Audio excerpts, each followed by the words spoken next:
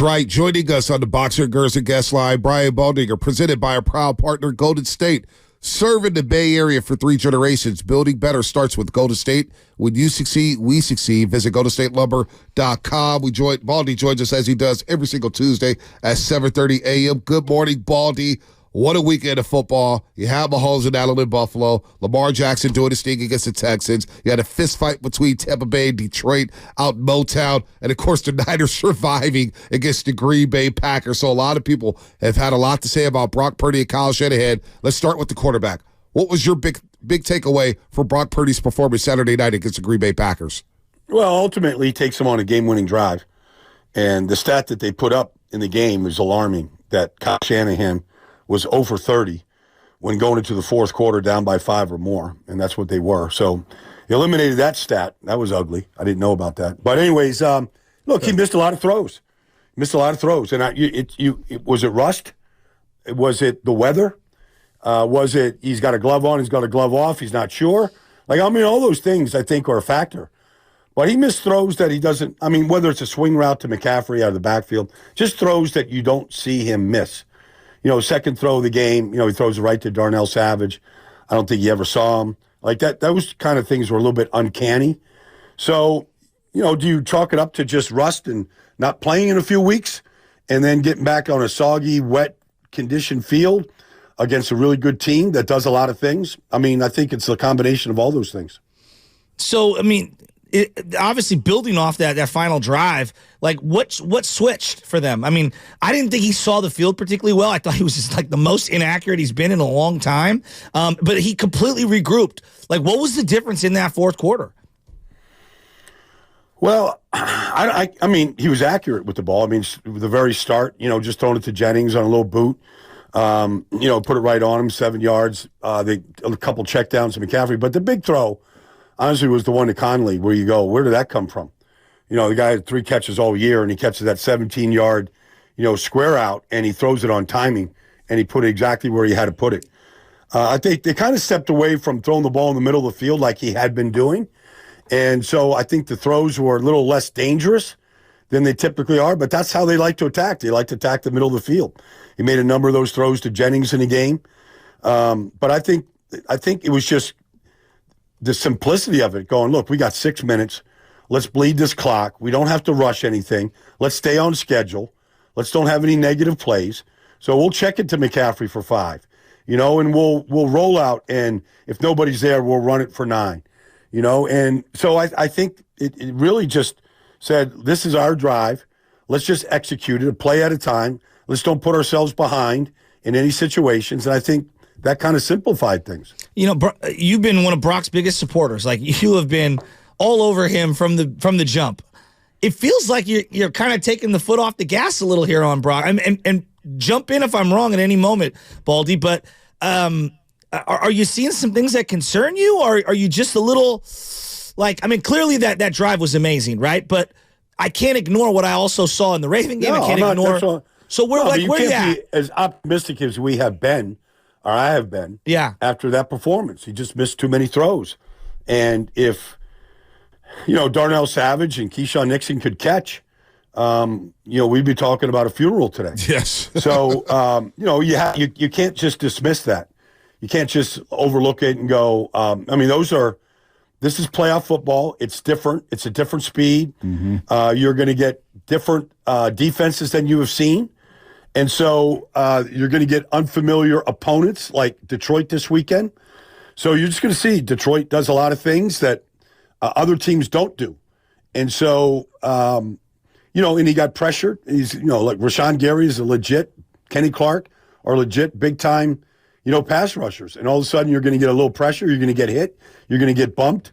And so you have to be able to deal with all that. So I don't think anybody could come away and say that was a great performance outside of the last drive. Wow. You can't say that. Baldy, I'm glad you said it. Baldy here on the Morning Roast, courtesy of the Boxer and Gerson guest line. I'm glad you said that because what's been driving me crazy, and I want to be fair to Brock. Brock's had an outstanding year. But I'm seeing comparisons to Joe Montana and that reminded me of Joe Montana, Super Bowl 23, 97-yard drive or whatever. And I'm like, let's hold the horses. What I saw in the third quarter, I saw the same thing you saw, Baldy. Missed throws, just kind of out of loss. He just didn't see. He seemed out of sorts here. But how much of that had to do with Kyle Shanahan? Because I believe watching that game plan, and we've seen this in the playoffs with Kyle Shanahan, it felt like Shanahan was tight. The unbalanced of his play calling. McCaffrey's rolling, Baldy. We're running empty sets. The first 3 plays out of halftime, you throw the ball, basically. Jawad Jennings is in the backfield running the ball on first down. What about Shanahan's performance as a play caller Saturday night? Well, I mean, you lose Deebo on the 9th play. I mean, it does change things. We've seen this offense without Deebo, and with it, it looks different. You're not going to get a lot of the yak plays that you get with him, right, and splash plays and all that. But when Kyle put Jawad Jennings in the backfield and said, "Oh, this is Deebo's not here." I mean, we know Jawad can't run. It's just ridiculous, And he looked like a guy that's never carried the football before out of the backfield. So that seemed a little bit bizarre, and I didn't think they did a good job of really shaking Ayuk loose in that game. And he's their number 1 wide receiver, and you'd think that you'd get him a lot more involved than they did. It didn't seem like they did anything special to try to get him involved. Packers weren't matching up with Jair Alexander. They're just playing their coverages. And I didn't think they did much to really I know he dropped 1, but for the most part, they didn't really figure out a way to, especially when Deebo went down, you'd think you'd get a lot more action to Ayuk in there. Also, the clock management at the end of the half. I know we're asking you questions like the Niners lost. They didn't. They're going to their 4th NFC Championship game in the last 5 years. But that clock management at the end of the first half, Baldy, I was going crazy in my seats. You don't run a play on 3rd and 1. You burn a timeout. Then you get the first down. You burn a timeout right away. You let over 40 seconds elapse off the clock. And I've seen this story before with Shanahan during this time of the season. I've seen it in big regular season games with Kyle Shanahan over his 7-year tenure. That's the type of stuff that gets you beat, Baldy. I wasn't a fan of that because we know on the other side, Dan Campbell and company, Ben Johnson, they're going to be aggressive at the end of the half. Yes, they are. They're going to be aggressive all game, and they're going to live or die by it. But it's their mentality. And so, we have seen them fake punts at their 25-yard line on national TV. And they lost it. They lost the gamble. But the fact is that they never stopped. They've attempted over 40 attempts on 4th down this year. I don't know where that ranks. It's probably number 1, but I can't imagine anybody having 40 4th down attempts. But that's who they are. They're not going to sit on the ball. They're not. They might. I mean, he makes some mistakes too in clock management. But I thought that. I thought they could have done things a whole lot better down the stretch there. And look, I'm not, Jake Moody needs to make that kick. But if you're relying on kickers, like Buffalo or anybody, to go win games like Green Bay, like San Francisco, at this time of the year, outside of Justin Tucker, good luck because there's just pressure there that is impossible to manufacture. Yep. Like it's just a different level of pressure. I do want to get into Christian McCaffrey's usage because it was driving me completely insane. But before we get to that, on the whole, because you do this for a living, Baldy. You played the game, and then now you're on the other side with the media, and so you've got a glimpse of both sides of this. You were the biggest Brock Purdy supporter. Those things happen. He played great football for a long time. He was in the discussion for a reason, and then he had a bad game, right, and delivered in the 4th quarter. But it does feel like a lot of ex-players and a lot of people in the media are now coming out and criticizing him way over the top. What do you make of all that? I think people just swing with the wind. They just swing game to game. And, their analysis lasts for 6 days. And then, they have to either eat their words. Like you either see something that you think is special or you don't. And you're going to have, I don't care. Willie Mays had bad days. It's just, you're just going to have off days. And it's a rhythm thing. It's a weather thing. It's a pressure thing. It's a playoff thing. It's all of that. Lamar, until, last Sunday, was awful in the playoffs. Right. And then he became Superman. So, it's a different offense, different scheme. It's a different level of confidence right now. But you gotta get through this. You just have to. Peyton Manning was awful in the playoffs until he became great in the playoffs. And so it's just something that you have to get through. You remember when Steve Young was, ripping the monkey off his back? Mm-hmm. Like, it's just every quarterback has to go through this. And not everybody comes. There's a reason why Jared Goff isn't with the Rams. Yeah. And you're going to see him on Sunday. But, this is Kurt Warner used to just tell me, look, you either have some guys just don't have big game genes. These games are big. It's sudden death. Yep. There isn't come back and we'll fix it next week. There is none of that. And so it makes you tight. It makes coaches tight. And so there's all the pressures on San Francisco, all of it. And so it'll be interesting to see how the quarterback and the coach and how everything gets called this weekend, because Detroit's playing with house money. Nobody expected them to be here. They're going to play loose and fast. Yep. And so can you force them into mistakes? That's Jared Goff. When he plays mistake-free football, they don't lose. Yeah, no doubt. He's on a heater right now. Baldy joining us on the Boxer and Gerzer guest line. So how do you get heat on Jared Goff? Because his defensive line, we've taken a lot of calls. We've had a lot of conversations about that front four. It's been underwhelming, Baldy, to say the least. I thought it was underwhelming against Green Bay. I thought it was underwhelming over the last month of the season. They bring in Chase Young, Brady Gregory. I don't know what's going on with this defensive line, Baldy, but what do you see from them on why they're not sustaining consistent pressure on the quarterback or slowing down the run game? Well, they're not getting any quick escapes in their pass rush. And so quick escapes is what makes quarterbacks move. Whether it's a spin, whether it's an arm over, whether it's just a head slap, whatever it is.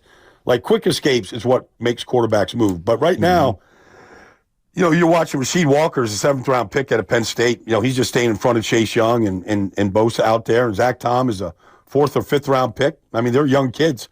And they stayed in front of those guys all game long for the most part. I thought Nick played really hard and affected, a lot of plays, but I didn't see much from anybody else. And so you're going to have to probably go to your blitz game, whether it's blitz and Fred, running some twist stunts. You're probably going to have to add a 5th rusher to get steady pressure right now against Detroit. Because their line, Penei Sewell, you could beat them, but you better have your best pass rush that you've had all year to beat them. And all those guys can get beat. They got a backup left guard in there right now. Ragnow is just they play really well together. Yeah. And they played well against Tampa. And Tampa didn't blitz nearly as much as they normally do last week. But Jared Goff was pretty much untouched. So, how I want to, continue to go on that D-line, because that was the strength of the team, right? That, at least going into it, they spent 45% of the cap on these guys.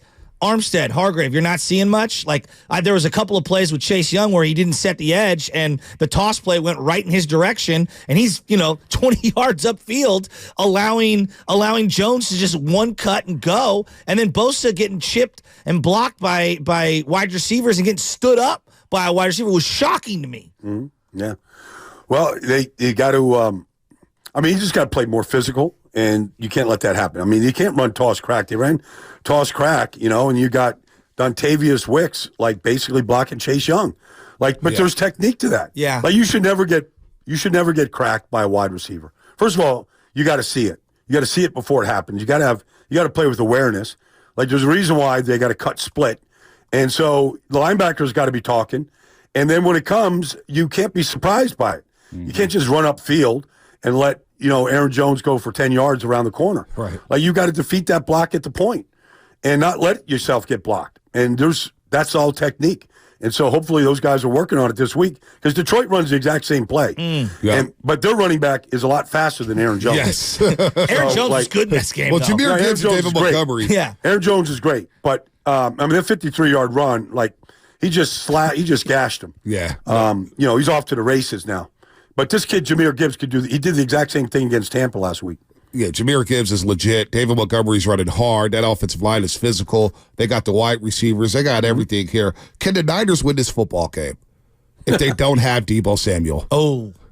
Yeah, they can win it. They can win it. Without Deebo? You waited a long time to answer Deebo's that our tone setter. I waited, Joe, because he's so important to this team. You just don't have that ability to have, if you're, for example, if you're Detroit and you're Aaron Glenn, you're trying to match up personnel, and you've got 11 personnel out here. You got Deebo, you got Ayuk, you got Kittle, you got McCaffrey, and throw in Jennings. You're in 11 personnel. And all of a sudden, McCaffrey is out at wide receiver and Deebo's at running back. What are you doing? How are you matching up against that? I've seen Detroit play 4 safeties.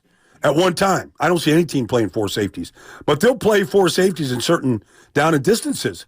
And so that's like a lot of speed on the field, a lot of mixing and matching, whether it's blitzing, because they'll blitz number 6 and Brian Branch, all those guys will come, and speed to the quarterback. And so I just hesitated because of how important Deebo is to how teams match up with San Francisco. And just taking 5-yard shallow crosses and turning them into 30-yard plays, like Jennings can't do that. No. And there's a couple times Jennings is coming across the formation like Deebo, and no one's moving. None of the linebackers are honoring his movement, and so then you hand it off to McCaffrey, and there's just not a lot of space because you're not getting all of that gravitational pull from the defense adjusting him. I'll let Bonte get to the secondary concerns.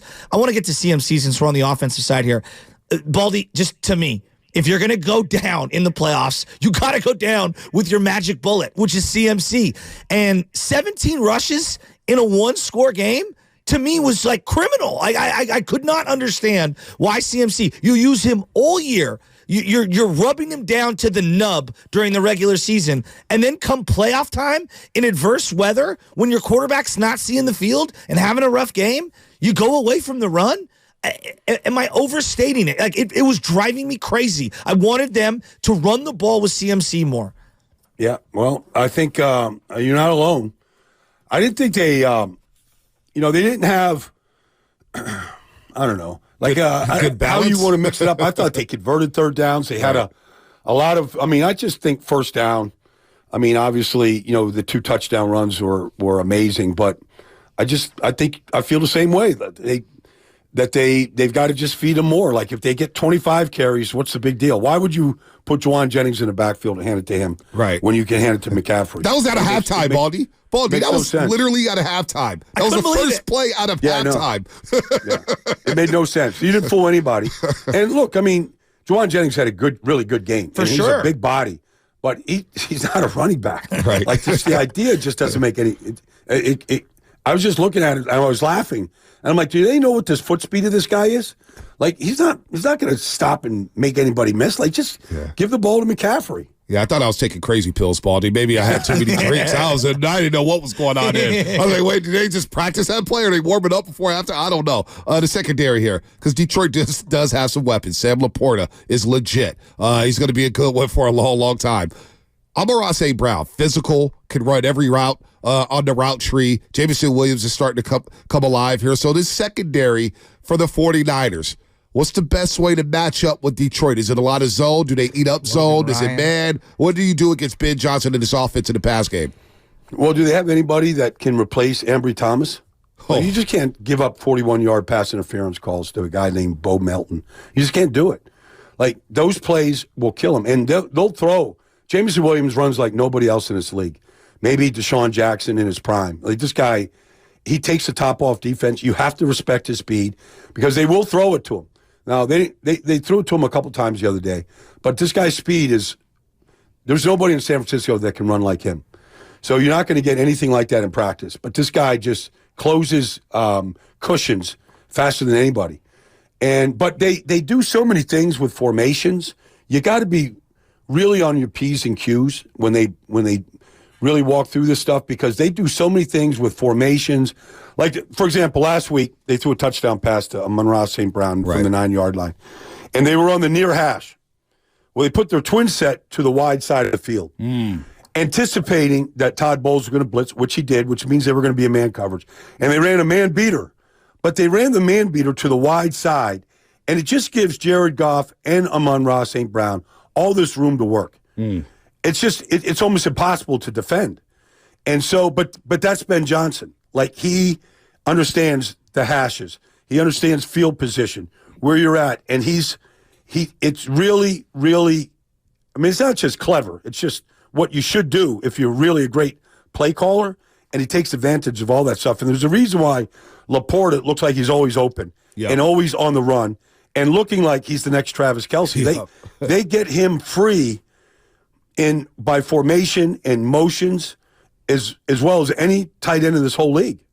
Baldy, like I'm kind of like seeing where your tone and some of your answers and how excited you are when you listen to Detroit. maybe I'm victim of thinking about that Baltimore game, but ever since that moment, I feel like a little bit of the veneer has been taken off the 49ers in terms of toughness, in terms of them having the edge. And now, like, I see some vulnerabilities that I wasn't willing to acknowledge. Are you taking Detroit in this game? No, I'm not taking Detroit. I still like San Francisco. Okay.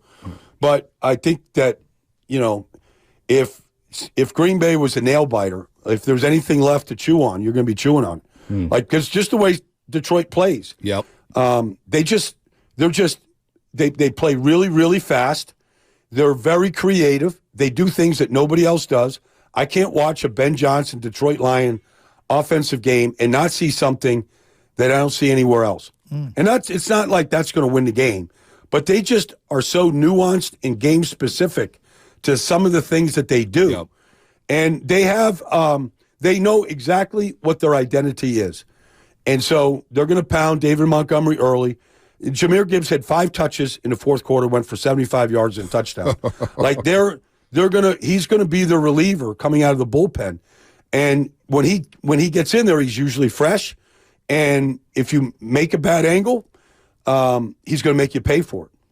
Thoughts on Dan Campbell and what he's done, him and Brad Holmes. I mean, they built this team kind of like Lynch and Shanahan when they came aboard to San Francisco. They identified what they wanted in the football team, intensity, physicality, good character guys in that locker room. Very impressive what Dan Campbell and Brad Holmes have what they've done in 3 years in Detroit. What's your thoughts about Dan Campbell and the job he's done with the Lions? Well, I don't know if anybody's drafted better than Detroit over the last 2 years, maybe 3 years. I mean, they're all homegrown outside of Montgomery coming in free agency. And picking up Jared Goff. But I think that they've, culture is the popular word that everybody wants to use. I think it's way more than that. It's just this constant belief in who we are and what we can do.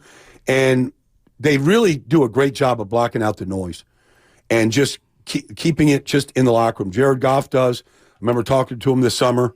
Like, he could care less what anybody thinks. He's a stopgap guy, whatever. Like, he knows that organization has his back all the way, thick and thin. And, I mentioned the aggressiveness that Dan Campbell coaches with. The players feel that. Yep. They're going for it on fourth downs. They're going for the win. They're going to try to steal possession in this game at some point. You got to be alert every single play, whether it's something as simple as, a chip shot field goal. I mean, they could fake that and try to score, in another way. So you have to, that's just how they've done that since Dan Campbell's first year when they went to the Rams and they're, onside kicking to start the second half and they're fake punting, the whole thing. And they've got real legitimate talent and they play very well together.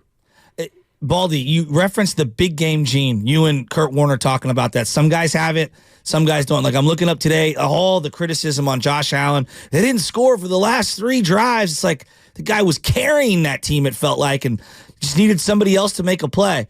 Who do you trust more? Big game gene this Sunday, Jared Goff or Brock Purdy? I would say Jared Goff, just because of his experience. Just of his experience, and I think the overall offensive line play, and how they play, and who those guys are up front. I mean, they got an all-pro, first-team all-pro center and right tackle. The left tackle has been in this league for a decade. Glasgow is just a warrior. Yep. Like that group up front is really, really good. It might be the best in all of football right now. So, and they protect Jared Goff like he's their guy. So I would say just because Goff has been there, he's been to a Super Bowl, he's been in the playoffs, just his mentality, it never really changes. I'd probably trust Goff more right now. All right, the other side, AFC, we got a special game. And last Sunday, Orchard Park Buffalo was special. Josh Allen gets Patrick Mahomes. God. Mahomes does it again. He's throwing dimes. All of a sudden, MVS is catching passes. Kelsey's woken up. Pacheco runs like somebody stole something from him, and he's looking to go get it back. Chiefs, Ravens at the bank. That place was deafening. Who you like in that game, Baldy? Who's representing the AFC in the Super Bowl in a couple weeks? Well, I mean, I'm torn because Baltimore is a better team. But why would you ever bet against Patrick Mahomes? That's what I'm saying. Like, you can't do it. You can't do it. I mean, MVS didn't catch that ball. Mahomes stuck it right to his helmet and shoulder pad. He didn't have to catch it. He knows he can't catch, but he still threw it to him only in the only spot where the ball could stick. I don't think his hands ever touched the ball. So the guy's just the guy's just like nothing we've ever seen, period. And, just going into Buffalo and winning a first road playoff game, the legend just keeps growing. And so it's interesting, though, this matchup that they had with Buffalo, because Spags is so good, the defensive coordinator. Yep. And basically they said, they had 78 plays. They didn't have one explosive play the whole day. That's incredible. One. So they said, you can check it down. Josh, you can run it for 72 yards. James Cook, you can, catch this third down pass and get a first down. We're not giving you a 30-yard chunk play. We're not giving one to you. And so the whole game plan was, we're not giving up any chunks. We're going to defend the deep part of the field. Diggs could have caught that ball, yes, but he didn't. They didn't give up one. And so at the end, that was their demise, is the way that Kansas City played them. And these games, both of these games on Sunday, is going to be in the hands of the coordinators and which one executes their game plan better. They'll all have good game plans. I don't know that anybody has a game plan for Lamar right now. He's just that good. And their defense right now, every quarterback struggles against them because they play a matchup zone.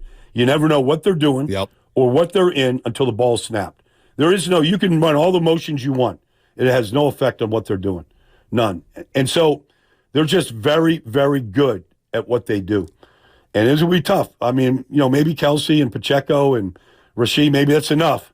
I have a feeling it's not going to be enough Sunday in Baltimore. Wow, Baldy, ever since you said that about Baltimore's defense, the matchup zone, I can't unsee it, how they confuse quarterbacks. The window dressing, as you mentioned, all the motions that Andy Reid loves to do. Well, what's interesting, Bonte, is they led the league in sacks this year with 60, right? Right. But they don't really have one good pass rusher. Right. But they make the quarterback hold the ball. Yes. And when you hold it, eventually Jadeveon or Van Noy or Matabike, one of those guys gets home. And that's kind of what they rely on. All right, Baldy, looks like you got a podcast to get to here. We always appreciate the time. Championship weekend. We can't wait to tap in with you next Tuesday. Let's do it. Niners, Lions, Ravens, Chiefs. It doesn't get better than this. Baldy, enjoy, man. Have a good podcast. All right, guys. Take care, man. I'll talk to you next week. Next week, Baldy. Brian Baldinger here on No Morning Ross on 95.7 The Game.